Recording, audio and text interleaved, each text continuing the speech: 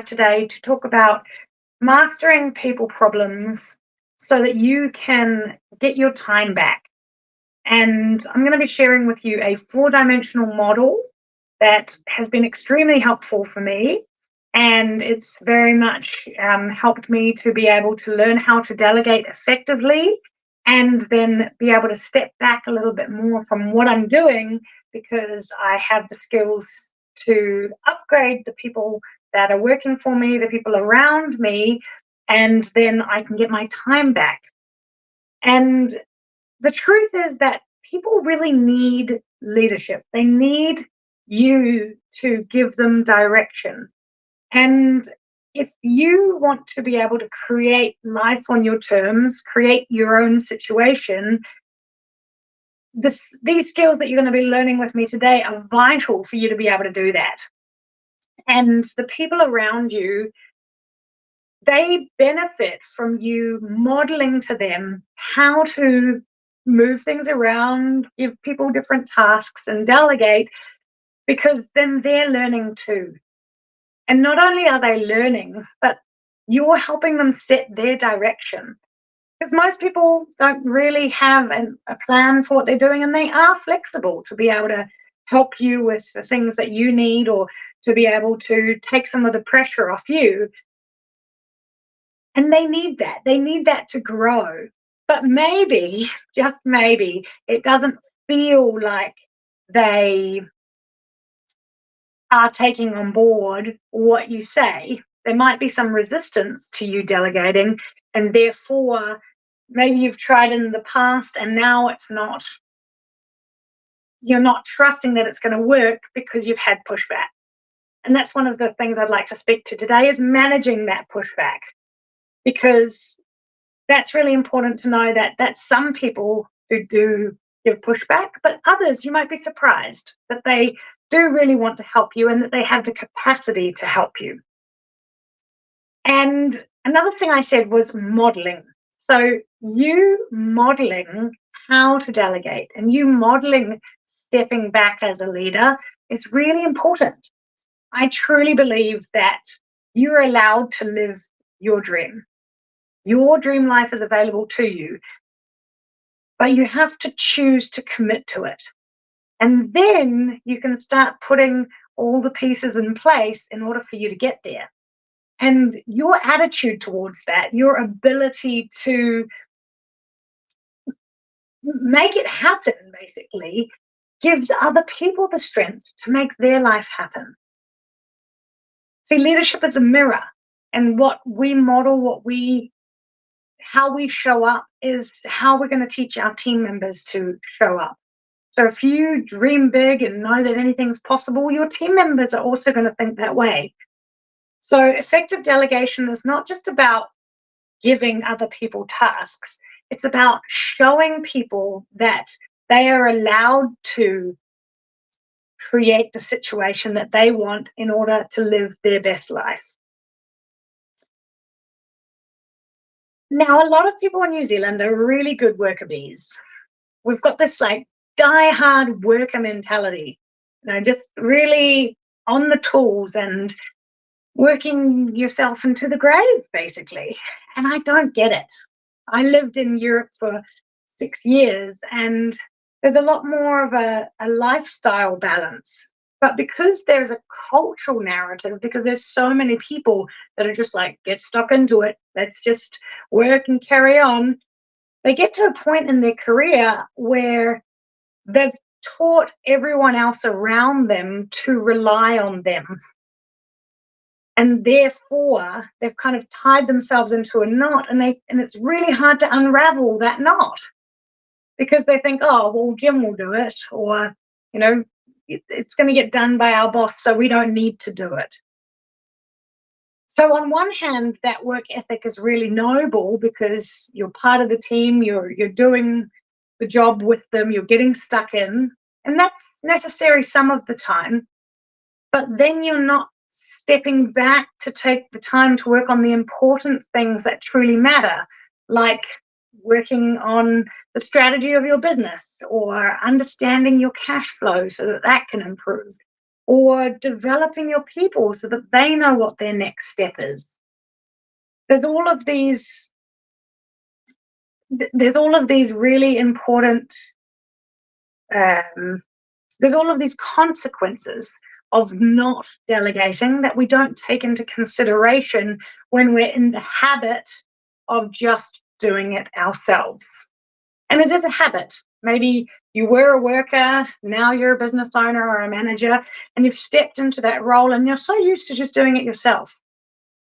But when you don't think about the consequences of it, that's when it becomes a problem. So think about starting to learn these delegation skills now, because otherwise it's going to get harder and harder in the future to unravel the sticky mess if you're the one doing everything. And the other part to this is that as a business owner, I'm sure you have some standards of your own that you want others to be able to perform at your standard. And unfortunately, that's a bit of a dream because they're not going to be there yet. And a lot of people think, oh, well, if I delegate this, it's never going to be done that well. Or so-and-so doesn't have those skills yet. And that's true. They don't. They're not going to do it as well as you. But that's okay because everything is about learning and growth. And delegation is small, seemingly insignificant decisions to offload work onto other people so that you can help monitor their progress and then they can grow into the role. And over a longer period of time, they will be more capable. But I totally understand it's scary. It's letting go of those standards, letting them drop just a little bit so that over a long period of time they can maybe even increase. But for now, it's allowing there to be room to grow and delegating out, even though it's scary. Part of that as well is trust. And trust is something I talk about a lot. But ultimately, when you think about passing stuff off to other people, you have to be able to trust yourself to handle the mistakes. I'm going to say that again. Trust yourself to handle the mistakes because those mistakes are what grow people. That's how people learn. And it means that you're going to have a growth mindset within your culture. But if you're holding on because you don't trust, your team members will feel that. And therefore, they will be nervous and maybe they'll muck it up because they don't feel that trust.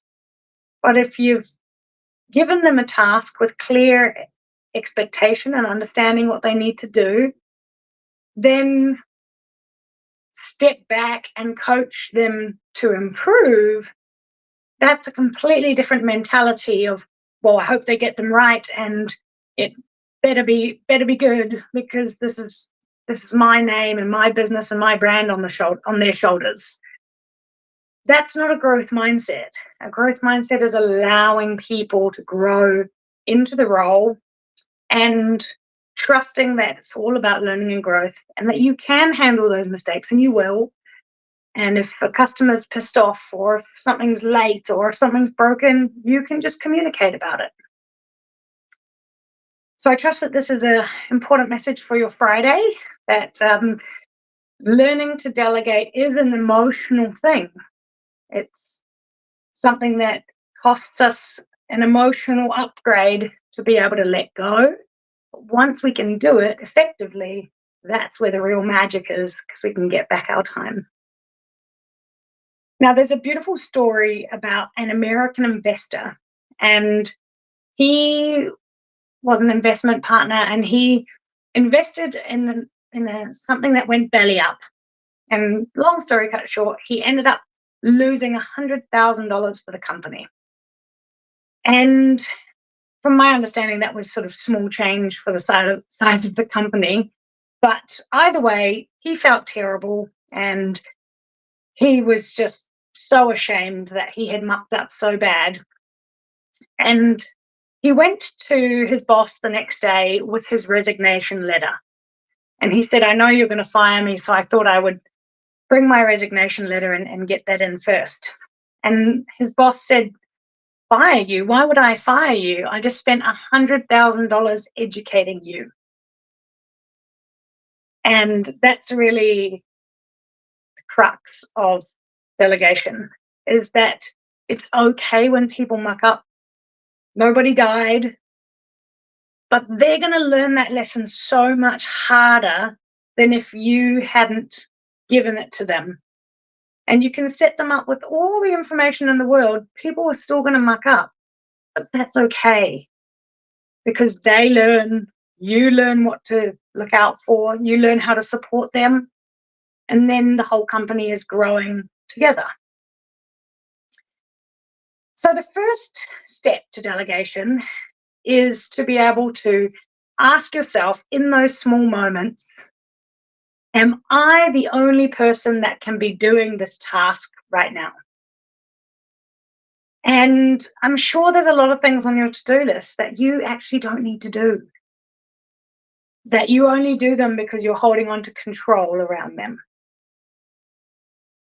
So when you can ask yourself, am I the only person that can really do this?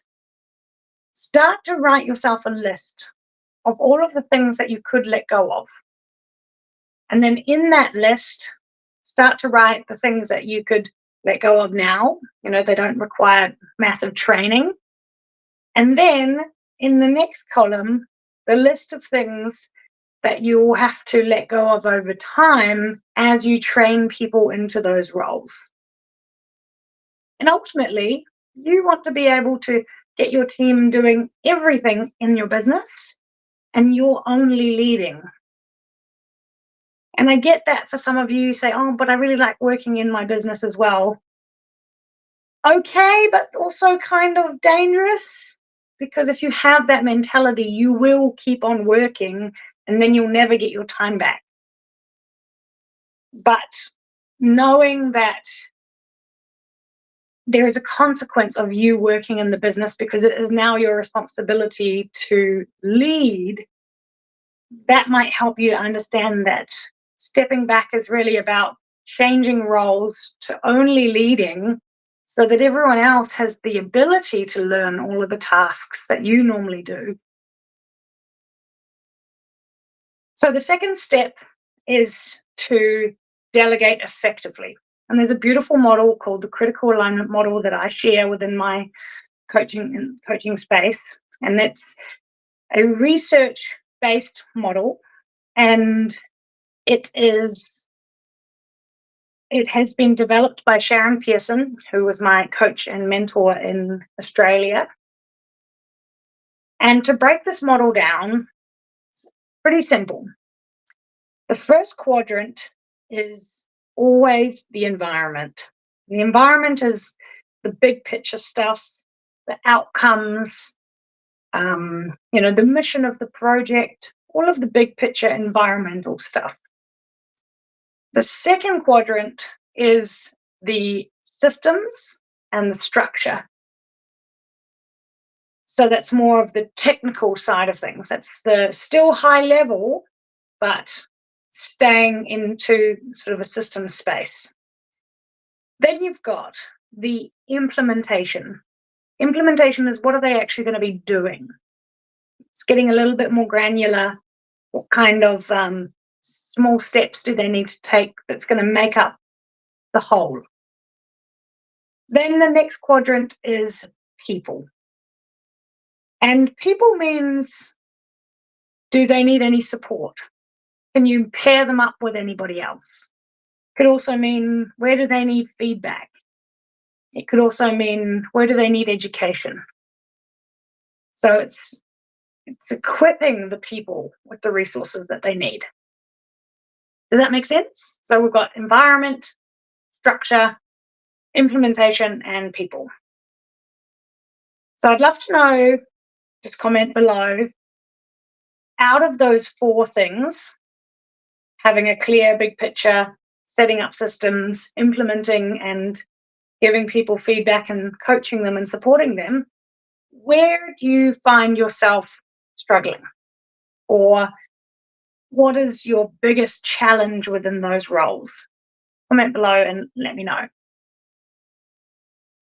Then there's also understanding that we can use this 4-dimensional model on a high level, sort of you understanding your own outcomes, your own systems to delegate, your own to-do list, your own education that you need. But then there's also the way that you use this model for your team and when you're having those conversations with them. So you can use it in 2 ways. You get it? So let's break them down. So the first one is environment. And the environment is getting clear on the outcomes. Can't tell you how many people I coach and work with who have scatterbrains like I used to. I totally understand. And they are not able to be outcome focused. Then the next thing is to think about, okay, so what are the expectations? Being outcome focused is good, but you need to articulate what you expect from them. And part of this as well is understanding what is your standard and clearly being able to show the person that you're delegating to, I expect you to do this, and my standard here is this.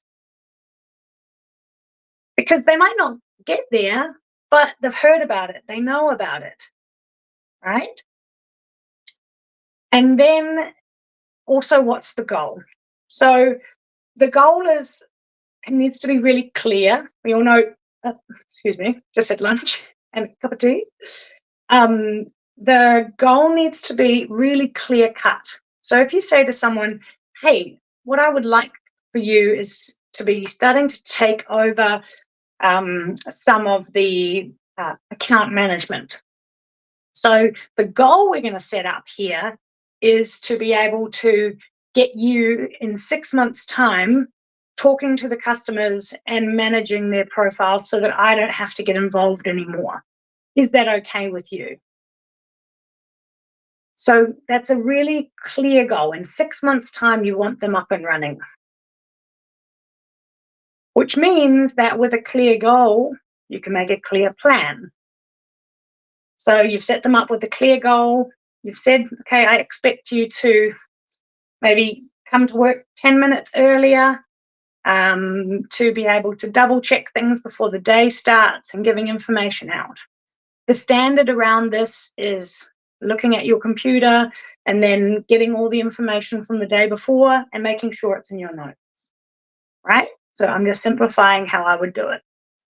Then you make sure that they're clear on these things. Checking in. Do you understand? How's this sitting with you? What about this stands out to you? And there's lots of ways that you can check in that they've understood the information. Or maybe you even turn it back to them and say, I'd like to delegate this task out to you. What would be a realistic goal that you could set for yourself, given your limitations or given the amount of time you have? You with me so far? So really understanding the outcomes and having that clarity. Then we move into systems, because systems are going to help us strategize and create a plan. So let's say we had that 6-month goal. I want you to be taking over the customer profiles, and you want to be able to understand what that compiles of. So one of the systems questions that I always ask is, what do we need to consider? If you're taking over the profiles of somebody, you need to consider, let's say, communicating with the client. You need to consider the computer system.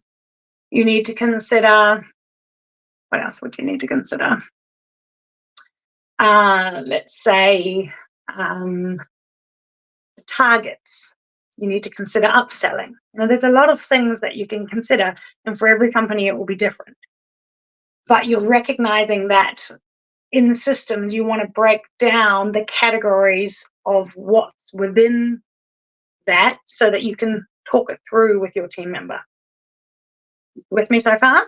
So systems means breaking things down into categories. And then for each category, talking them through a strategy. Okay, so for, let's say, communication, share with me, how are you going to communicate with your customers? What's your approach? Have a little chat about that. And then, what's your approach towards using the computer system? Have a little chat about that. And then you want to say, okay, so what is your actual system here? And the system might be coming to work, compiling the information from the day before, putting the notes into each profile, then sending out the information necessary to the person or people that it's relevant to, and then compiling all that information into a report and then sending it to the boss. That's the system, right? Part of that as well could be maybe you set up scheduled emails, for example. Part of it could be having a 5-minute check-in in the morning with different members in your team so that the information can come together. That's also a system. What else? There's so many different systems for different businesses, but thinking in systems and your structure of what is going to be, in what order things are going to be done. Okay, so that's systems. Then we get into implementation. And implementation is really the doing, the habits that we do on a regular basis that make up the whole. And there's also the step-by-step process, but more granular. So what's on the to-do list? What decisions do we have to make, for example, to bring this to life? So that's the implementation. And most people I meet are pretty good implementers. They know how to do the to-do list.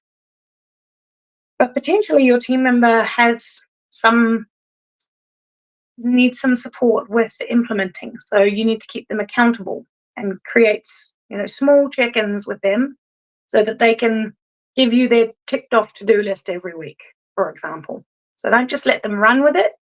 Make sure that you are supporting them, but you've said, okay, I'm going to make a plan with you. Okay, and if you could bring that to-do list to me every Friday, then I'll know that you've achieved the to-do list. Okay? And that's a really easy way to trust that it's being done, but you'll still monitor. Then we get into people, and people is about helping the person with any challenges. So what challenges do you have around this? What support would you like? Do you need any further training? Do you need to be buddied with somebody? And also, lastly, do you have any feedback? And feedback is always the last quadrant because you've worked with them to understand where they're at. And if you can see that there's some gaps in their thinking, then you could say, hey, I noticed that, last week you did X, Y, and Z. When you're doing this task, it's really important to remember to do it in this way. That's a little nugget of feedback that you've given them. So it's understanding them, where they're at, and what would be an important focus or something that you've noticed about them that you need to give them some feedback on. So I know that this is a lot in one little video, but I definitely wanted to just give you an overview of how powerful the critical alignment model is. And I also have a booklet, a PDF that I've made called How to Step Back While Your Team Steps Up. And in there, I've got a list of things for you to write down, the things that you could delegate out, and some specific questions that I've talked about today that you can use when having those delegation conversations with your team members. So thank you so much for watching this live, and I really appreciate it. Please drop any questions below so that I can answer them.